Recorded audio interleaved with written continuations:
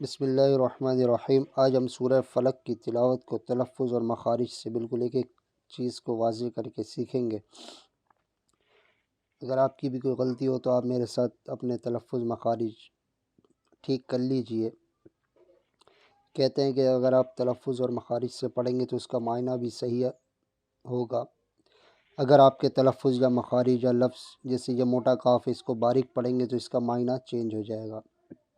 آئیے سورہ فلق کی تلاوت بھی سنتے ہیں اور ساتھ میں اس کی پریکٹس بھی کرتے ہیں۔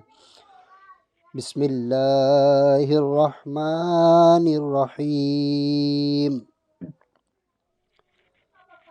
قل اعوذ برب الفلق،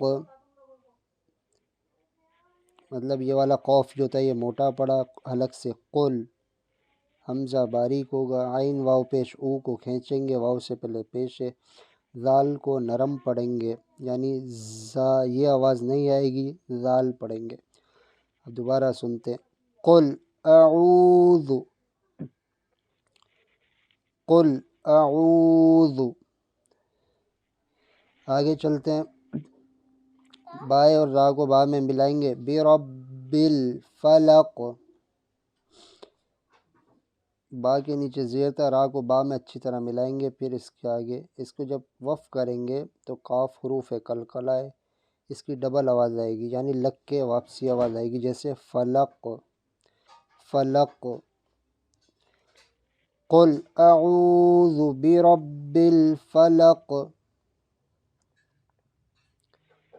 من شر ما خلق، یہ بھی قاف قلقلہ تھا، وف کیا، اس کی بھی ڈبل آواز لگ کے واپسی آئے گی، من شر ما خلق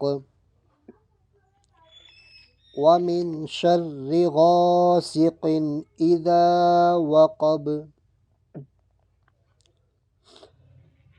دیکھیں واو کو ہونٹ گول کر کے پڑھا، من شین کو را میں ملایا، شر غین الف تھا، غین کو کھینچا، غاسق، یہ قاف دو نقطوں والا موٹا پڑا، زال کے ساتھ الف تھا اس لیے زال کو کھینچا، اذا۔ اب یہ وقب جو تھا اس کو قاف کو با میں ملایا، جب قلقلہ حرف تھا تو اس کی با کی آواز لگ کے ڈبل واپسی آئے گی، جیسے وقب۔ اب وقب یہ غلط ہو گیا، وقب یہ غلط ہو گیا، صحیح کیا ہے؟ وقب۔ آگے چلتے ہیں، وَمِن شَرِّ النَّفَّاثَاتِ فِي الْعُقَدِ، عقد، یعنی یہ بھی دال قلقلہ تھا اس لیے ڈبل آواز لگ کے واپسی آئی۔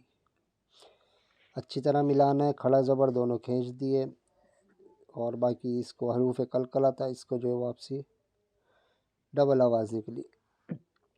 آگے چلتے ہیں، وَمِن شَرِّ حَاسِدٍ إِذَا حَسَدَ،